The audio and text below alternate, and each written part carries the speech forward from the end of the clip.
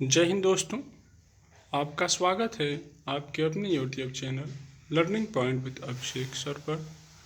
दोस्तों, अगर आप चैनल पर नए हैं तो चैनल को सब्सक्राइब कर लीजिए और बेल आइकन प्रेस कीजिए ताकि आप डेली डिक्टेशन पा सकें। डिक्टेशन अच्छी लगे तो वीडियो को लाइक कर दीजिए, अपने दोस्तों को शेयर कर दीजिए और कमेंट करके हमें बताइए कि आपको ये डिक्टेशन कैसा लगा। डिक्टेशन शुरू होगी 5 सेकंड बाद। वस्तु एवं सेवा कर यानी जीएसटी की प्रणाली अमल में आने के बाद कारोबार जगत में नियमन का एक तंत्र लागू हुआ है और इसके बाद सरकार के राजस्व के दायरे में भी विस्तार हुआ है।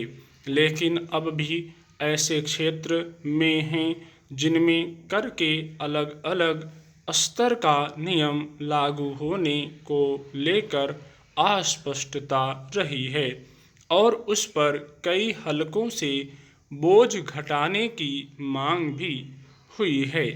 हालांकि केंद्र सरकार ने आम लोगों के हित को देखते हुए आवश्यक वस्तुओं से संबंधित कारोबार में कर निर्धारण के मामले में कई स्तरों पर रियायत बरती है, लेकिन किसी व्यवसाय की प्रकृति को देखते हुए उसमें टैक्स के अनुपात को ऊंचा भी रखा गया है। गौरतलब है कि मंगलवार को जीएसटी परिषद की 50वीं बैठक में यह फैसला लिया गया कि अब घुड़दौड़, जुआघरों और ऑनलाइन गेमिंग में 28% की दर से जीएसटी का भुगतान करना पड़ेगा। यह कर किसी भी प्रतिभागी की ओर से लगाए जाने वाले दांव की पूरी रकम पर लगेगा। हालांकि गोवा की ओर से ऑनलाइन गेमिंग के मंच फीस को कम करके 18% जीएसटी लगाने की मांग की गई थी, लेकिन इस सिफारिश पर अन्य पक्ष सहमत नहीं हुए। यूं बैठक में इस मसले पर आम तौर पर सभी के बीच सहमति बनी कि कौशल और मौके के खेल के बीच अंतर नहीं किया जाना चाहिए। दरअसल घुड़दौड़, जुआघरों और ऑनलाइन गेमिंग अब संगठित रूप से भी संचालित किए जा रहे हैं, लेकिन इसका एक पहलू यह भी है कि इसे विलासिता संबंधी आवश्यकता के दायरे में रखकर देखा जाता है। शायद यही वजह है कि इसमें लगाई गई दांव की राशि पर कर का स्तर ऊंचा रखने की जरूरत महसूस हुई।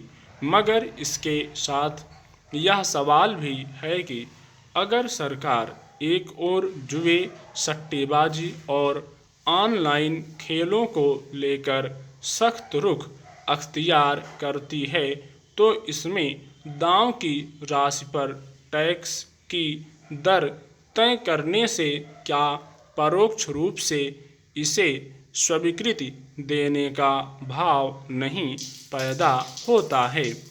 गौरतलब है कि करीब 3 महीने पहले सरकार ने जुए, सट्टेबाजी और ऑनलाइन गेम खेलने के विज्ञापनों के खिलाफ एक परामर्शी चेतावनी जारी की थी, जिसमें सट्टेबाजी से जुड़े मंचों को बढ़ावा न देने की सलाह दी गई।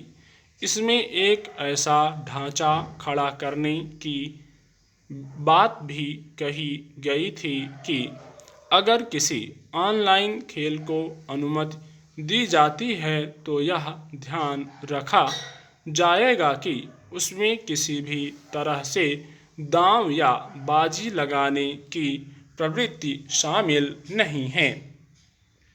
संभव है कि जिस कोण से जुआघर, घुड़दौड़ और ऑनलाइन गेम में दांव की राशि में जीएसटी तय करने की बात की गई है, उसका आधार यह हो कि सरकार की ओर से जिन कसौटियों पर इन खेलों को स्वीकृति दी गई है, उनके मामले में नया नियम लागू होगा। स्टॉप।